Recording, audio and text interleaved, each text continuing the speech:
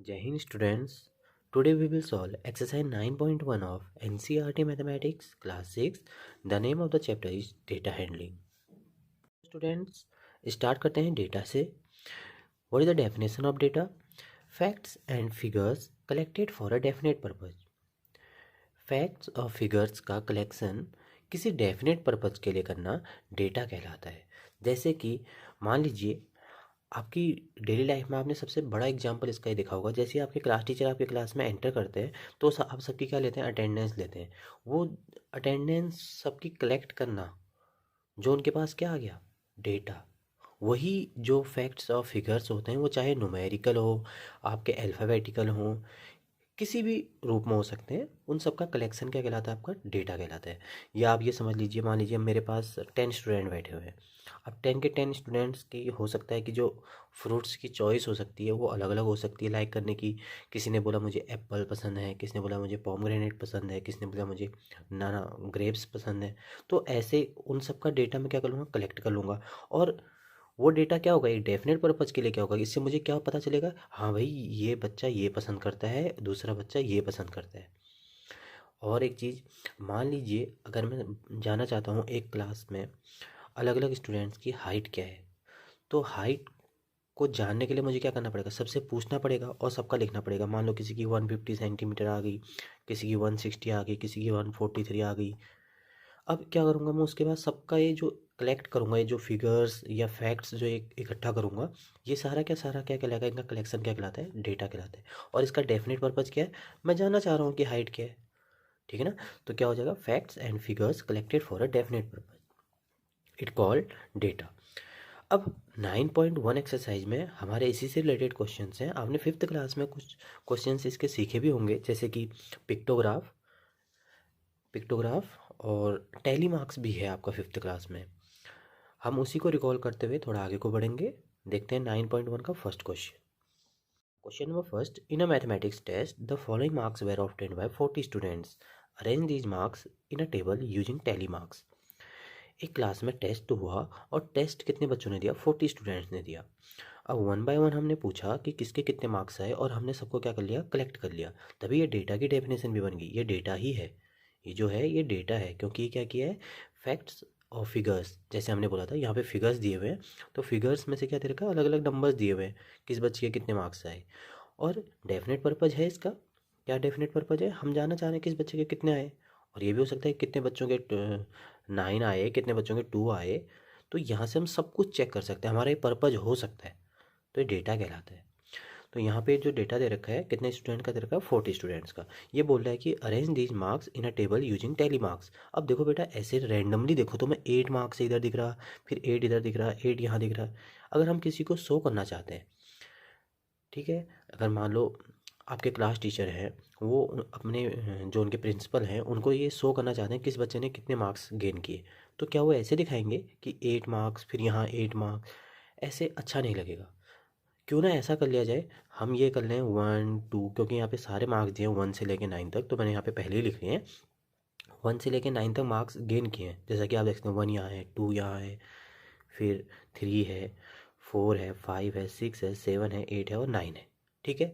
तो हमने क्या कर लिया, 1 2 3 4 5 6 7 8 9, इनको क्या कर लिया, हमने अरेंज कर रहे हैं. तभी यहाँ पे बोला arrange these marks in a table using tally marks. अब अच्छे से अरेंज करेंगे और हम ये देख लेंगे कि 1 मार्क कितने बच्चों ने गेन किया, 2 मार्क्स कितने बच्चों ने गेन किया. ऐसे करके क्या हो जाएगा हमारा, हमें डायरेक्टली पता चल जाएगी हाँ भाई 8 मार्क्स वाले कितने हैं, 9 मार्क्स वाले कितने अच्छे हैं. तो सारे पता चल जाएगा कि किस बच्चे ने कितना मार्क्स गेन किया. और 9 मार्क्स कितने बच्चों ने गेन किया, 8 मार्क्स कितने बच्चों ने गेन किया, 7 कितने ने गेन किया. तो सबका अलग अलग डेटा पता चल जाएगा. इसलिए हम क्या कर रहे हैं, इसको अरेंज कर रहे हैं. ठीक है. और इसे हम करेंगे टैली मार्क्स से. अब टैली मार्क्स क्या होता है, यहाँ पे हमें क्या करना होता है, देखिए बेटा ये सिंबल्स होते हैं, जैसे 1 2 3 4 तक के लिए तो आपको ऐसे बनाते हैं आप. अगर 5 हो जाए तो आप एक ऐसे बॉक्स कंप्लीट कर लेते हैं. ठीक है. अगर आपको 6 करने हो तो क्या करेंगे, आप पहले 5 को कंप्लीट करेंगे. 5 कैसे बनाएंगे, 4 बनाने के बाद ऐसे, ये तो बन गया आपका 5, फिर उसके बाद 6. अगर आपको 10 बनाना हो तो क्या करोगे आप, 1 2 3 4, 4 के बाद ऐसे, फिर 5 तो हो गया, 10 बनाना हो तो 2 बना दोगे आप ऐसे, ठीक है। तो हम ऐसे काउंट करेंगे और ये टैली मार्क से इसको डिनोट करेंगे और यहाँ पे लिख भी देंगे कि वो कितने थे, ठीक है। तो आइए स्टार्ट करते हैं। 1 वाले कितने हैं, देखिए 1 यहाँ पे फर्स्ट रो में चेक कर लीजिए पहले, यहाँ पे 1 है ना, तो टैली मार्क से बनाता हूँ मैं, ठीक है। 1 बना लीजिए आप, यहाँ मिल गया ना, आपको काउंट करते रहिए और यहाँ पे टैली मार्क्स बनाते रहिए। यहाँ पे 1 आ गया और कोई नहीं है 1, फिर देखते हैं अगले लाइन में, यहाँ एक और 1 मिल गया, एक और बन गया यहाँ पे। फिर उसके बाद थर्ड लाइन में देखते हैं, थर्ड में कोई नहीं है, तो इसका मतलब कितने हो गए 2, है ना इजी मेथड। तो सबसे पहले आप नंबर ऑफ स्टूडेंट काउंट नहीं करेंगे, टैली मार्क्स के मेथड से करेंगे। देखिए कितना इजी पड़ रहा है, जितने आते जाएंगे उतने डंडे लगाते जाओ आप इसके टैली मार्क्स के, है ना। अब देखते हैं 2 के, देखिए फर्स्ट रो में देखिए 2 है कहीं, ये दिख गया, तो एक डंडा लगा दो यहाँ पे टैली मार्क का। फिर यहाँ 2 है बिल्कुल, यहाँ पे एक और है, मिल गया हमें 2। फिर यहाँ एक और है 3, फिर नेक्स्ट लाइन में नहीं है, तो इसका मतलब कितने हैं, 2 की फ्रीक्वेंसी 3 है। फ्रीक्वेंसी मतलब कितनी बार वो अपीयर हुआ है, ठीक है ना। तो नंबर ऑफ स्टूडेंट कितने हैं यहाँ पे, 2 मार्क्स कितने बच्चों के हैं, 3 स्टूडेंट के, और 1 मार्क कितने बच्चों के हैं, 2 स्टूडेंट के। अब डायरेक्टली पता चल रहा है हमें अच्छे से, ठीक है ना, कि 1 मार्क्स कितने बच्चों ने गेन किया, 2 मार्क्स कितने बच्चों ने गेन किया। अब 3 मार्क्स का देखते हैं, फर्स्ट रो में कितने हैं 1, उसके अलावा कोई नहीं है तो 1, ठीक है। फिर यहाँ 3 एक और मिल गया हमें सेकेंड रो में, यहाँ 1, यहाँ भी 1 मिला, तो यहाँ पे टोटल कितना आ गया 3 आ गया, क्योंकि लास्ट लाइन में तो है ही नहीं। अब 4 देखते हैं, देखिए फर्स्ट रो में है 1 2, तो 1 2 मिल गए। फिर यहाँ पे है 1, सेकेंड रो में 1 मिल गया, थर्ड में 1, अब 4 हो गए ना। अब जैसे ही फिफ्थ मिलेगा हमें ऐसे क्रॉस कर देना है, ठीक है ना। तो थर्ड में 1 मिल गया था, यहाँ पे देखते हैं, ये जैसे ही 1 मिला इसको काउंट कर दिया, अब ऐसे हो गया, इसको काउंट कर चुके हैं हम। अब ये, तो ये आएगा 5 के बाद नेक्स्ट में अगले में आएगा, फिर एक ये हो गया, ठीक है ना। यहाँ तक कर चुके थे पहले जब ऐसे बनाया, फिर 2 और रह गए थे तो अगले में बना दिए। तो कितने हो गए, ये 5 होगा और ये +2 7, ठीक है। अब 5 को काउंट करते हैं, ये देखिए 1 2 2 मिल गए हमें फर्स्ट रो में, 1 2। फिर यहाँ देखते हैं 1 2, अब 4 हो चुके हैं ना। अब जो अगला मिलेगा ऐसे स्लैंटिंग लाइन बनेगी आपकी, जिसको क्रॉस करेगी पूरे को। 4 हो गया। अब देखते हैं 1 यहाँ मिल चुका है, थर्ड रो में भी 1 मिल चुका है, यहाँ 1, ये देखिए ये हो गया आपका 6, ठीक है। अब आप यहाँ देखिए 6 1, नेक्स्ट रो में देखिए 1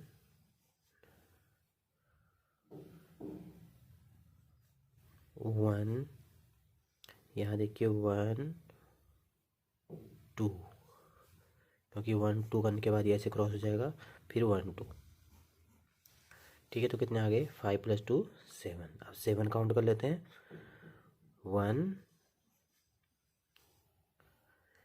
फिर 1 फिर 1, फिर एक और मिल गया इधर में, यहाँ ख़त्म हो गया, ये मिलेगा 7 की फ्रिक्वेंसी है 5।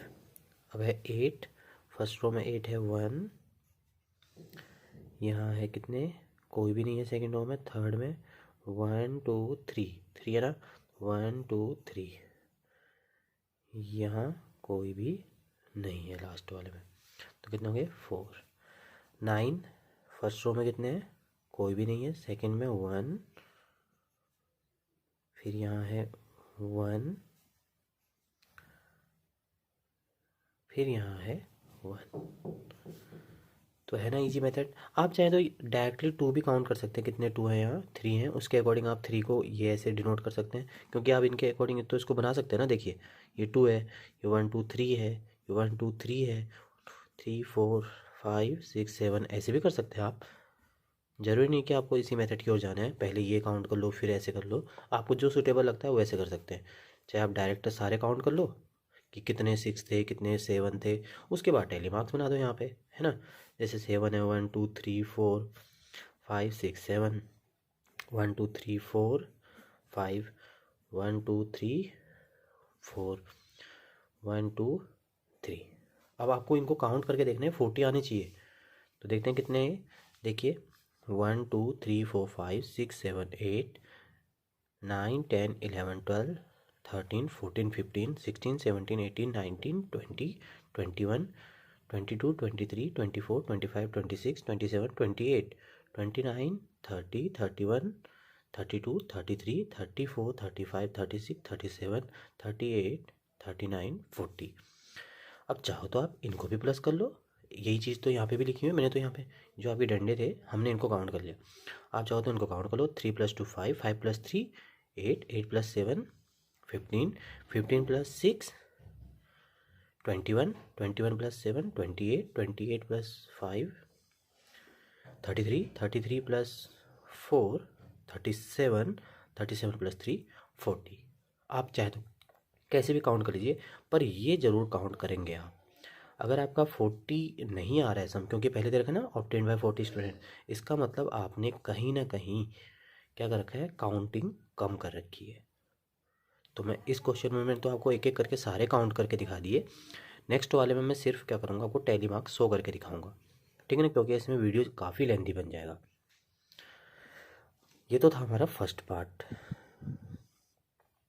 जो इसमें बोला था arrange these marks in a table using tally marks. अब बोला है find how many students obtain mark equal to और मोर देन 7। कितने बच्चों ने 7 या 7 से ज़्यादा मार्क्स गेन किए, ऑब्टेन किए। तो कितना किया, ए पार्ट का आंसर क्या लिखोगे आप, देखो 7 या 7 से ज़्यादा। तो 7 वाले कितने बच्चे थे, देखो कितने अच्छे से पता चल जा रहा है ना अरेंज करने के बाद। 7 वाले 5 थे। अब 7 या 7 से ज़्यादा, तो 8 वाले भी तो ज़्यादा ही हो गए ना, 8 वालों को भी काउंट करेंगे। क्योंकि अगर मैं, अब ये डेटा मिल चुका है, अगर मान लो कोई प्रिंसिपल सर है हमारे, अगर हमसे पूछ रहे हैं कि 7 मार्क्स या 7 मार्क्स से ज़्यादा वाले कितने बच्चे हैं, तो 7 मार्क्स वाले तो हो गए 5, और 7 से ज़्यादा 8 तो होगा ही ना, वो 4 भी काउंट होगा। फिर 9 भी तो 7 से बड़ा है, तो ये सारे के सारे आ जाएंगे। जैसे क्लास में हमने बोल दिया सारे बच्चों में से कि मार्क्स आ गए, अब 7 या 7 से ज़्यादा वाले खड़े हो जाओ, तो 7 वाला तो खड़ा होगा ही होगा, 8 भी तो खड़ा होगा ना साथ में, 9 भी खड़ा होगा, जिसके 10 होंगे वो 10 वाला भी खड़ा होगा। यहाँ पे 9 तक का ही डेटा था, तो 7 8 और 9 तीनों खड़े हो जाएंगे, ठीक है ना। तो कितने आ गए टोटल स्टूडेंट, 5 + 4 9, 9 + 3 12। 12 स्टूडेंट ऐसे थे जिन्होंने 7 या 7 से ज़्यादा मार्क्स गेन किए थे। तो ये जो सुटेबल तरीके से हमने अरेंज किया ना, इससे हमें बहुत अच्छे से सारा चीज़ पता चल जाएगा इसमें कि कितने बच्चे अच्छा कर रहे हैं, कितने बच्चे बहुत बेकार कर रहे हैं। जैसे 1 मार्क्स वाले 2 बच्चे हैं, इनको अभी प्रोग्रेस करने की ज़रूरत है, सारा रीड कर सकते हैं हम इससे। तो हमारा ये जो पर्पज़ जो है, डेफिनेट पर्पज़ डेटा की डेफिनेशन के अकॉर्डिंग, ये भी हमारा फुलफिल होगा यहाँ पे, ठीक है। B part, how many students obtain marks below 4, 4 से कम। 4 से कम मतलब कि 4 को काउंट नहीं करना, 4 से कम कितनों ने किए। 4 और लेस देन इक्वल टू 4 बोलते तो उस समय हम 4 को भी काउंट करते हैं। यहाँ पे सिर्फ ये बोला है how many student obtain marks below 4, 4 से कम कितने बच्चों ने मार्क्स गेन किए। तो बी पार्ट में कौन कौन देंगे, 4 से कम कौन कौन से हैं, 3 कितने ने किए, 3 बच्चों ने, 2 कितनों ने किए, 3 बच्चों ने, और 1 कितनों ने किए, 2 बच्चों ने। तो कितने बच्चे ऐसे थे, 3 + 3 6, 6 + 2 8, 8 बच्चे ऐसे थे जिन्होंने 4 मार्क्स से कम मार्क्स गेन किए। तो ऐसे करना था आपको। Question number second, following is the choice of seats of 30 students of class 6। यहाँ पे क्या क्या गया, 30 स्टूडेंट्स क्या पूछी गई है, उनकी चॉइस पूछी गई है अलग अलग स्वीट्स के लेके। जैसे कि लड्डू, बर्फ़ी, लड्डू, जलेबी, रसगुल्ला, अलग अलग काइंड की क्या है यहाँ पे स्वीट्स हैं। तो 30 स्टूडेंट्स में ज़रूरी तो नहीं है ना कि सबको एक ही चीज़ पसंद होगा। तो हो सकता है पहले बच्चे ने लड्डू बोला हो, दूसरे ने बर्फ़ी, तीसरे ने फिर से लड्डू, फिर किसने जलेबी। तो आपको क्या करना है फर्स्ट पार्ट में, arrange the names of sweets in a table using tally marks. जैसे हमने फर्स्ट क्वेश्चन किया था वैसे ये भी है, बहुत ईजी है, तो मैं इसलिए डायरेक्ट कर रहा हूँ इसको। तो मैंने यहाँ पे काउंट कर लिए हैं। देखिए जैसे सबसे पहले आप क्या लिख लोगे, इसमें छाँटेंगे आप क्या क्या कौन कौन से स्वीट्स हैं। एक तो लड्डू दे रखा है इसमें, एक बर्फ़ी दे रखा है, एक जलेबी है, एक फिर रसगुल्ला है, बाकी यही रिपीट हो रहे हैं। तो सबसे पहले लड्डू को काउंट करिएगा आप, तो कितने आ रहे हैं, मैंने टैली मार्क से काउंट किए गए हैं। यहाँ पे देखिए पैक कितने का है, 5 का, क्योंकि 1 2 3 4, 4 के बाद स्लैंटिंग लाइन, तो कितने हो गए 5 5 10, 10 + 1 11, ठीक है। तो 11 यहाँ पे क्या आ गए लड्डू को जो पसंद करते हैं नंबर ऑफ स्टूडेंट्स हो गए। फिर उसके बाद बर्फ़ी, बर्फ़ी के कितने 1 2 3। यहाँ पे जलेबी 1 2 3 4, फिर ये 5। तो आप डायरेक्टली जब भी ये सिंबल देखते हैं ना इस टाइप का, तो सीधे 5 काउंट करा करो उसको। 5 + 2 7, ये हो गए 5 5 6 7 8 9, ये हो गए 9। अब आप इसको टोटल करना बहुत ज़रूरी है। अब टोटल दो तरीके से किया जा सकता है, जैसे 1 2 3 4 5, फिर 5 10 + 1 11। या आप क्या कर लीजिए, इनको डायरेक्टली प्लस कर लो, क्योंकि हमने यही चीज़ को क्या किया है, काउंट तो किया हुआ है ना। तो 11 + 9 हो गया आपका 20, 20 + 7 + 3 10, तो कितने हो गए 30, है ना। 11 + 9 20, 20 + 7 27, 27 + 3 30। यहाँ पर आपको बी पार्ट में एक और क्वेश्चन पूछा जा रहा है, which sweet is preferred by most of the students. कौन सी ऐसी स्वीट है जिसको बहुत सारे बच्चे पसंद करते हैं। तो जिसकी फ्रीक्वेंसी सबसे ज़्यादा है उसी को सबसे ज़्यादा पसंद करते होंगे, क्योंकि लड्डू जैसे यहाँ पे दिख रहा है 11, फिर उसके बाद सारे कम कम है। तो 30 स्टूडेंट जिनकी चॉइस ली गई थी, सबसे ज़्यादा कौन किसको पसंद करते हैं, लड्डू को, क्योंकि 11 स्टूडेंट आ रहे हैं जो लड्डू को पसंद करते हैं। तो क्या लिखोगे आप, sweet preferred by most of the student equal to laddoo. और ब्रैकेट में लिखना चाहो तो आप ये नंबर भी बता देंगे कितने हैं वो, 11। ठीक है। Question number 3, Catherine threw a dice 40 times and noted the number appearing each time as shown below. Catherine क्या करती है, 40 टाइम्स एक डाइस को थ्रो करती है। अब जब भी डाइस थ्रो होगा, जरूरी तो नहीं है कि नंबर हर बारी में 1 1 1 1 आएगा, फिर 2 2 2 2 2 आएगा, फिर 3 3, ऐसा तो कभी नहीं होता। तो नंबर क्या होंगे, रैंडमली अपीयर होंगे। जैसे कि पहली बार उछाला तो 1 आ गया, दूसरी बार में 3 आ गया, फिर 5 आ गया, फिर 6 आ गया, ऐसे करते करते 40 टाइम्स, 40वें टाइम्स में क्या आया, 5 आया। तो इसने क्या कर रखा है, हमें फिगर्स दे रखे हैं कि हर बारी में कितना कितना उसका आया था, क्या अपीयर हुआ था। आपको क्या करना है इसका, make a table and enter the data using tally marks. आपको फिर से टैली मार्क्स बनाने हैं। अब तो आपको बहुत अच्छे से आ भी गया होगा समझ में। Find the number that appeared. अब हम क्या करेंगे, यहाँ पे सबसे पहले 1 से लेके 6 तक नंबर को अरेंज कर देंगे, क्योंकि नंबर तो वही होंगे, या तो 1 आएगा, या तो 2 आएगा, या तो 3 आएगा, या तो 4 5 और 6 में से ही आएगा, और कोई नंबर तो है नहीं यहाँ पे। ठीक है। अब हमने क्या करना है, इसका टैली मार्क्स करना है। तो यहाँ पे टाइम ज़्यादा ना लगे, इसलिए मैंने क्या करा, पहले ही काउंट कर लिया है। आप काउंट करिएगा, जैसे 1 है तो जैसे फर्स्ट लाइन में 1 है, यहाँ पे देखिए 2 आ गया, तो मैंने ऐसे किया होगा, 2 यहाँ पे आए होंगे, ठीक है ना। फिर उसके बाद मैं टोटली काउंट करके बता दूँ, जैसे 1 2 3 4 5 6 7, और मेरा भी कितना है 1 2 3 4 5 6 7।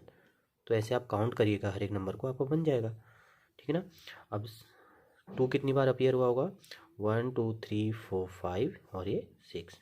यहाँ पे आप लिखेंगे सबसे पहले numbers, tally marks, number of time appearance of the number, ठीक ना। तो 3 कितनी बार अपीयर हुआ है, 5। 4 कितनी बार अपीयर हुआ है, 4। 5 कितनी बार अपीयर हुआ है, 1 2 3 4 5। 5 + 5 10, 10 + 1 11। ये कितना आ गया, 5 + 2 7। अब आपको एक और चीज़ चेक करनी है, ये टोटल कितना आना चाहिए, 40, क्योंकि क्या है, 40 टाइम्स की अपीयरेंस है अलग अलग नंबर की।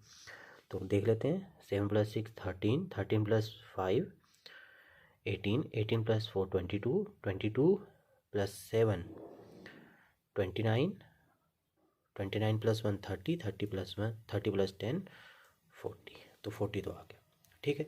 तो आप ऐसे टैली मार्क्स टेबल बना सकते हैं। अब आपको क्या करना है, इसके आंसर्स भी देने हैं, कुछ क्वेश्चन लिखे हुए हैं, जैसे the minimum number of times. The minimum number of times कौन सा नंबर है, जब वो डाइस थ्रो करी होगी, कौन सा ऐसा नंबर है जो कम टाइम आया है, सबसे कम बारी आया है। तो कौन सा ऐसा नंबर है, देखिए 4 की फ्रीक्वेंसी दिख रही है मुझे सबसे कम। देखिए, क्योंकि 1 आया 7 टाइम, 2 आया 6 टाइम, 3 आया 5 टाइम, 4 आया 4 टाइम्स, 5 आया 11 और 6 आया 7। तो कौन सा ऐसा नंबर है, 4।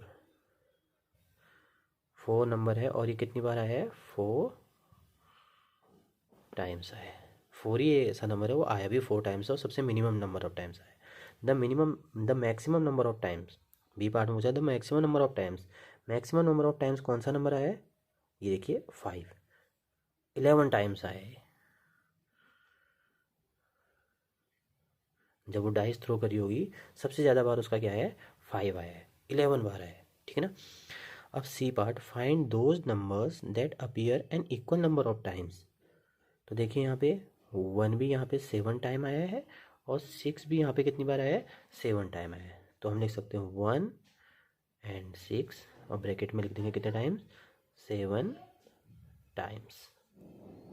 स्टूडेंट्स, हमने क्वेश्चन नंबर फर्स्ट, सेकंड और थर्ड में डेटा का रिप्रेजेंटेशन किया था किससे, टैली मार्क से।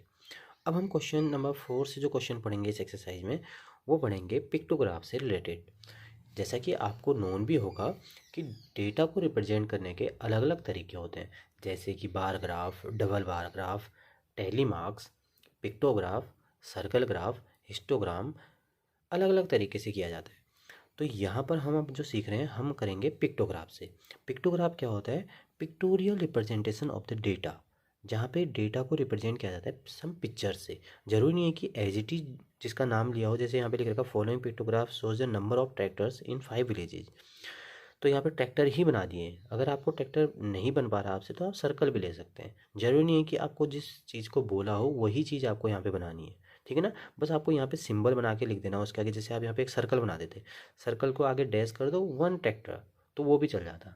लेकिन यहाँ पे आपको बहुत अच्छी तरह से उसने इमेजेस में दिखा रखा है कि क्या, following pictograph shows the number of tractors in 5 villages. और यहाँ पे हिंट भी दे रखी है कि जो पहले एक ट्रैक्टर का सिंबल दिखाता है वो कितने ट्रैक्टर को रिप्रेजेंट करता है, 1 ट्रैक्टर। इसका मतलब कि यहाँ पे एक पिक्चर एक ट्रैक्टर को रिप्रेजेंट करती है। बस हम आसानी से इसको काउंट कर लेंगे। देखिए जैसे कि विलेज ए में आप देख पा रहे होंगे 1 2 3 4 5 6, यहाँ पे आप लिख सकते हैं 6। यहाँ पे कितने होंगे विलेज बी में, 1 2 3 4 5 5। विलेज सी में 1 2 3 4 5 6 7 8। विलेज डी में 1 2 3। विलेज ई में 1 2 3 4 5 6। बस काउंट करना है और आंसर देने हैं आपको। अब क्वेश्चन पूछेंगे आपसे कुछ, जैसे कि यहाँ पे फर्स्ट को पार्ट पूछा गया है, which village has the minimum number of tractors. कौन सा ऐसा विलेज है जिसके पास मिनिमम नंबर ऑफ क्या है, ट्रैक्टर्स हैं। तो कौन सा ऐसा विलेज है, देखिए यहाँ पे विलेज डी, क्योंकि यहाँ पे 3 है और सब में क्या है 6 5 8 और 6 है। यहाँ पे कितना है, विलेज डी। तो कौन सा विलेज आ जाएगा आपका, विलेज डी। बी पार्ट में पूछ रहे हैं which village has the maximum number of tractors. कौन सा ऐसा विलेज है, देखिए 8 सबसे ज़्यादा फ्रीक्वेंसी दिख रही है किसकी, विलेज सी की। तो कौन सा आंसर आ जाएगा, विलेज सी। अब देखिए यहाँ पे सी पार्ट में पूछ रहा है how many more tractors village C has as compare to village B. पूछ रहा है कि सी विलेज के पास विलेज बी से कितने ट्रैक्टर ज़्यादा हैं।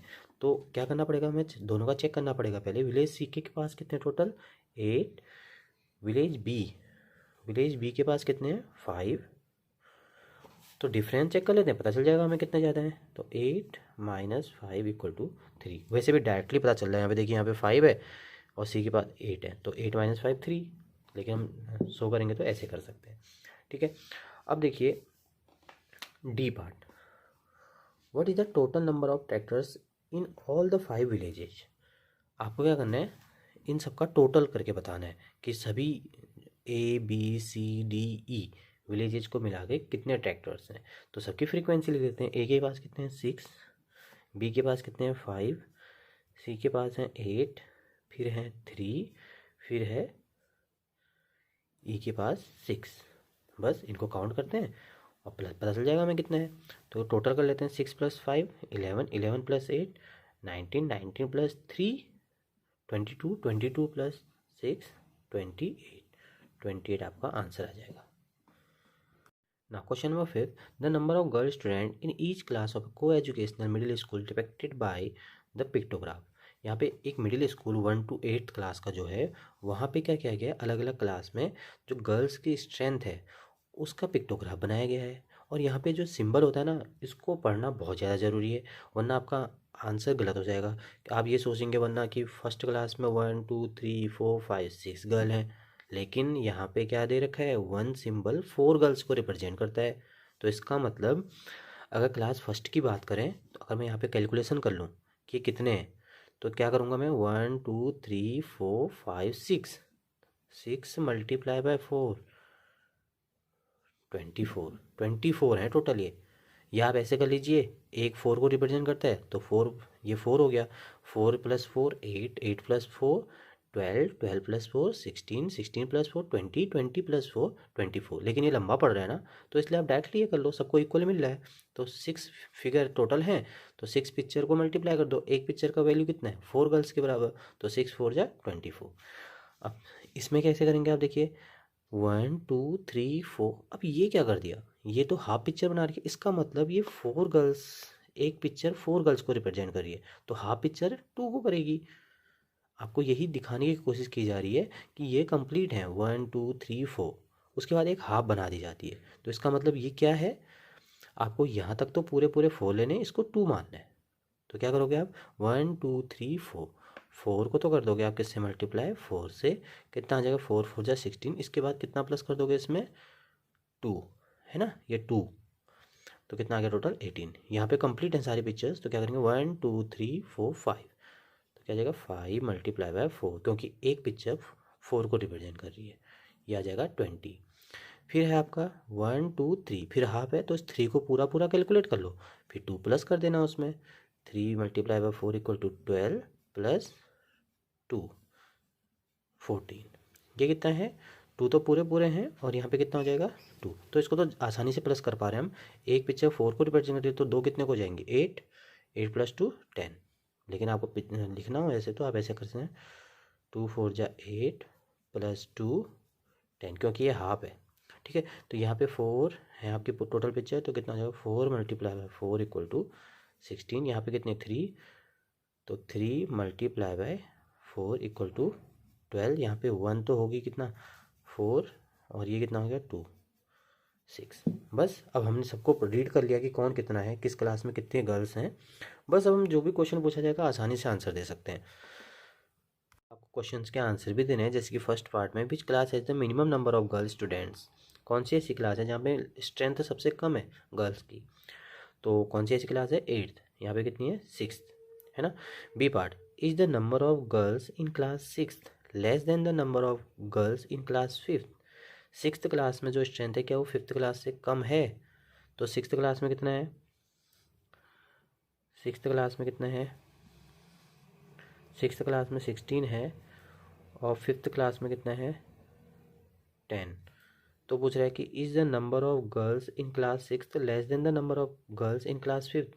6th में क्या 5th से कम है, नहीं है, क्योंकि 6th में तो 16 है, 5th में तो 10 ही है। तो आपका आंसर आएगा नो। सेकेंड पार्ट के लिए आंसर आपका आएगा नो, क्योंकि 6th क्लास में 5th क्लास से ज़्यादा है, ना कि कम।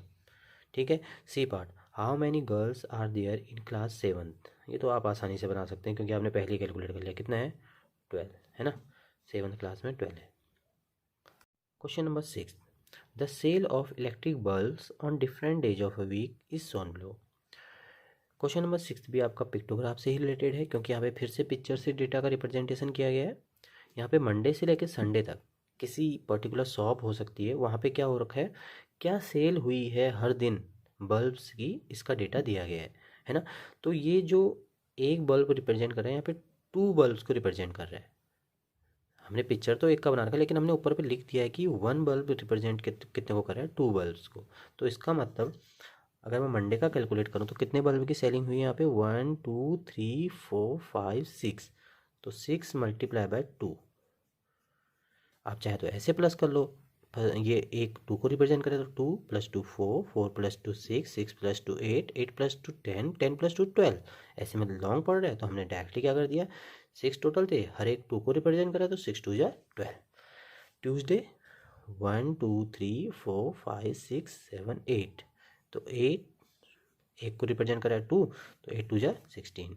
1 2 3 4, 4 मल्टीप्लाई बाय 2 आ जाएगा 8। ये आ जाएगा 1 2 3 4 5, तो 5 मल्टीप्लाई बाय 2 10।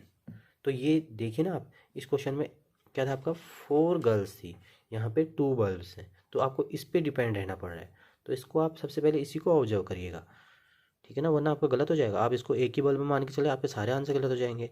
1 2 3 4 5 6 7, तो 7 multiply by 2 14, 1 2 3 4, 4 multiply by 2 8। Sunday को कितना है, 1 2 3 4 5 6 7 8 9, 9 मल्टीप्लाई बाय 2 18। बस अब आपने अगर ये डेटा कलेक्ट भी कर लिया, अब इसकी कोई ज़रूरत नहीं है अगर आपने ये सीरियल वाइज काउंट कर लिया है और अगर सही किया है, ठीक है ना। तो अब करते हैं क्वेश्चंस। जो क्वेश्चन दिए गए हैं ये अगले पेज पे दिए गए हैं। अब मुझे बार बार पेज ना पलटना पड़े, इसलिए मैंने सारी रीडिंग जो थी फ्रीक्वेंसी की मैंने यहाँ पे लिख दी। जैसे मंडे को थी आपके 12, ट्यूसडे को था आपका 16, वेडनेसडे को था आपका 8, थर्सडे को था आपका 10, फ्राइडे को था आपका 14, सैटरडे को था आपका 8 और संडे को था आपका 18। अब मुझे कुछ भी करने की ज़रूरत नहीं है आगे, सिर्फ और सिर्फ क्वेश्चंस को रीड करना है और आपके आंसर्स इसको देखते हुए आ जाएंगे। तो यहाँ पे फर्स्ट पार्ट है, how many bulbs were sold on Friday. तो फ्राइडे का डेटा यहाँ पे लिखा हुआ है 7 मल्टीप्लाई बाय 2 14। तो सीधे सीधे लिख सकते हैं आप कितने, number of bulbs sold on Friday equal to 14। ठीक है ना, 7 मल्टीप्लाई बाय 2 14। चाहो तो आप पीछे पेज पलट के देख सकते हैं जहाँ पे आपने कैलकुलेशन की है, क्योंकि वही डेटा मैंने यहाँ पे नोट किया हुआ है। B part, on which day were the maximum number of bulbs sold. अब देखिए बेटा, मंडे को 12, ट्यूसडे को 16, ये 8 10 14 8 और 18। तो किस दिन है maximum number of bulb sold on Saturday, Sunday कितना है 18। ये जरूर लिखेंगे आप कितना आपका कैलकुलेट क्या है 18। C part, on which of the days same number of bulbs were sold. तो सेम नंबर ऑफ बल्ब्स की सेलिंग किस किस दिन हुई है, वेडनेसडे और सैटरडे। तो लिख देंगे आप वेडनेसडे एंड सैटरडे। कितना है यहाँ पे 8 की, देखिए यहाँ भी 8 आया है, यहाँ भी 8 आया है। D part, on which day of the days minimum number of bulbs were sold. अब मिनिमम नंबर ऑफ बल्ब्स किस किस दिन में, यहाँ 8 और यहाँ 8। इसका भी आंसर सेम आएगा, इक्वल भी है और सबसे मिनिमम भी यही है। ठीक है, तो फिर से वही लिखना पड़ेगा हमें, वेडनेसडे एंड सबसे मिनिमम तो है ही है और इक्वल भी है दोनों, तभी दोनों का आंसर एक ही आया है। E part, if one big carton can hold 9 bulbs, how many cartons van needed in the given week. अब मान लीजिए जो ये बल्ब्स हैं इनको कार्टून्स में रखना है। अब एक जो कार्टून है वो कितने को होल्ड कर सकता है, 9 बल्ब्स को होल्ड कर सकता है। तो आपके जो टोटल बल्ब सेल हुए ना, ये बल्ब्स को रखने के लिए कितने कार्टून लगेंगे, कितने कार्टून लगेंगे, यही चीज़ पूछ रहा है। तो क्या करेंगे आप, सबसे पहले इनको प्लस कर दीजिए। तो total number of bulb sold in the given week कितने हो जाएंगे आपके, देखिए 12 + 16 + 8 + 10 + 14 + 8 + 18 करना पड़ेगा आपको। कर लीजिए यहाँ पे, मैं यहाँ पे कर लेता हूँ 12 + 16 + 8 + 10 + 14 + 8 + 18। तो कितना आ जाएगा आपका, 6 + 2 8, 8 + 8 16, 16 + 4 20, 20 + 16 30 36। तो 3 आ गया आपका, 3 + 1 4, 4 + 1 5, 5 + 1 6, 6 + 1 7, 7 + 1 8। तो आ गया आपका टोटल 86। 86 तो टोटल हैं। अब इससे कितने में करने हैं आपको, एक कर सकते हैं 9 को होल्ड। तो 86 को अगर हम ब्रेक करें तो कैसे करेंगे, इसको डिवाइड करना पड़ेगा ना। तो डिवाइड करेंगे हम इसे, 9 से डिवाइड कर देंगे, 9 9 जा 81। तो 9 अगर बल्ब्स अगर हम रखेंगे तो कितने कितने कार्टून लगेंगे, 9। उसके बाद कितने रह जाएंगे, 5। तो 5 के लिए एक अलग कार्टून रखना पड़ेगा। तो कितना रखना पड़ेगा यहाँ पे, टोटल कितना हो जाएगा 10। अरे भाई क्योंकि 9 9 जा 81, 81 तो पूरे पूरे किस में आ जाएंगे, 9 कार्टून्स में आ जाएंगे। ये देखिए ना, पहले वाले में 9, फिर अगले वाले में 9, फिर अगले वाले में 9, फिर अगले वाले में 9, 1 2 3 4, फिर अगले वाले में 9, फिर अगले वाले में 9, फिर अगले वाले में 9, फिर अगले वाले में 9, 1 2 3 4 5 6 7 8 9। ये 9 9 करके आप ऐड करेगा 81 आ गए। टोटल तो रखने 86 ना, तो अगले वाले में कितना रखना पड़ेगा, 6। ये 5 करने हैं होल्ड। अप अगले वाले में 5 आ जाएंगे, एक कार्टून तो लगेगा ही ना। उसमें कितने की जगह खाली रह जाएगी, 4 की जगह खाली रह जाएगी। तो क्या ज़रूरत है उसको 4 को रखने की। अब टोटल बल्ब 86 हैं और आपको रखने 86 हैं, तो आप 9 9 करोगे तो 9 में तो रख दोगे, फिर अगले वाले में 5 ही रखोगे, है ही नहीं ना आपके पास तो 9। लेकिन लगेंगे कितने, लगेंगे तो आपको 10, क्योंकि एक 9 से ज़्यादा नहीं कर सकता। 9 से कम तो आप चाहे एक रखो चाहे एक में, ठीक है ना। तो आपको क्या करना पड़ेगा, 9 काटून तो पूरे पूरे, फिर एक और रखना पड़ेगा। उससे फ़र्क नहीं पड़ता कि एक में अब एक आए, दो आए, तीन आए, ठीक है ना। 5 आ रहे हैं यहाँ पे, तो लगेगा आपका, ये भी ज़रूरत पड़ेगी आपको। तो टोटल कितने की होगी, आपको 10 की नीड होगी। Question number 7, in a village 6 fruit merchants sold the following number of fruit baskets in a particular season. अलग अलग फ्रूट मर्चेंट्स हैं, उन्होंने क्या किया, किसी पर्टिकुलर सीजन में कितने नंबर ऑफ फ्रूट्स बास्केट्स यहाँ पे बेचे, उनका क्या दिया गया, यहाँ पे डेटा दिया गया है। अब एक बॉक्स डिनोट करता है 100 फ्रूट बास्केट्स को, ये रीड करना बहुत ज़्यादा ज़रूरी है। तो यहाँ पे रहीम ने इसका मतलब टोटल कितने किए, एक को तो 100 मान रखे हैं, तो टोटल 4 है यहाँ पे, तो कितना हो गया 400। 100 की काउंटिंग बहुत ईजी होती है, डायरेक्टली आपको जीरो लगाना है उसके आगे। यहाँ पे देखिए 1 2 3 4 5, ये हाफ बना रखा, तो इसका मतलब ये 100 नहीं है, एक पूरा 100 को डिनोट करता है, तो हाफ कितने को करेगा 50। तो कितना हो जाएगा 1 2 3 4 5, 500 तो क्या हो गया, पूरे पूरे हो गए, एक फिर 50, क्योंकि लास्ट वाला आधा है, तो कितना हो जाएगा 550। ये कितना हो जाएगा 1 2 3 4 5 6 7, ये आ जाएगा आपका 700। ये आ जाएगा आपका 1 2 3 4 5 6 7 8 9, 900 तो पूरे पूरे हैं, फिर क्या है हाफ है, तो 950। ये आ जाएगा आपका 1 2 3 4 5 6 7 8, आ जाएगा आपका 800। ये आपका आ जाएगा 1 2 3 4, 400 प्लस 50, 450। अब आपको आंसर्स देने हैं इसके। अब आपको फर्स्ट पार्ट में पूछा जा रहा है, which merchant sold the maximum number of baskets. कौन सा ऐसा मर्चेंट है जिसने मैक्सिमम नंबर ऑफ बास्केट्स बेचे। अब देखिए बेटा, यहाँ पे 400, 550, 700, 950, 800 तो 450 में सबसे ज़्यादा किस में आ रहा, मार्टिन। तो बस merchant sold the maximum number of baskets equal to किसका नेम आएगा, मार्टिन का। Now B part, how many fruit baskets were sold by Anwar. Anwar ने कितने फ्रूट बास्केट्स भेजे पर्टिकुलर सीजन में, तो अनवर का कितना है 700। बहुत ज़्यादा इजी एक्सरसाइज है। C part, the merchants who have sold 600 और more number of baskets are planning to buy a godown for next season, can you name them. बोल रहा है कि जिसने 600 से ज़्यादा या 600 के इक्वल क्या कर रखा है, सेलिंग करी की बास्केट की, वो क्या करना चाह रहे हैं, नेक्स्ट टाइम में गोडाउन खरीदना चाह रहे हैं। क्या आप उनका नेम बता सकते हो कौन कौन है। तो देखिए अभी इसने तो 400 का रखा है, इसने 500, तो इसने तो सोचा नहीं होगा। जिसने 600 या 600 से ज़्यादा करा है वो सोच रहे हैं, वो प्लानिंग कर रहे हैं। तो 700 वाले का पक्का नेम आएगा इसमें, पहला नेम आएगा अनवर का, यस। फिर आएगा मार्टिन का, क्योंकि 950 में ये तो ज़रूर खरीदेंगे। फिर ये है रंजीत सिंह, क्योंकि इनका भी किससे ज़्यादा है, 600 या 600 से ज़्यादा है। जोसेफ नहीं सोचेंगे क्योंकि 600 तक नहीं है जी, इसने पहले ही बोल दिया कि 600 या 600 से ज़्यादा वाले सोच रहे हैं। तो किस किस का नेम आएगा, Anwar, Martin and Ranjit Singh. Thank you students.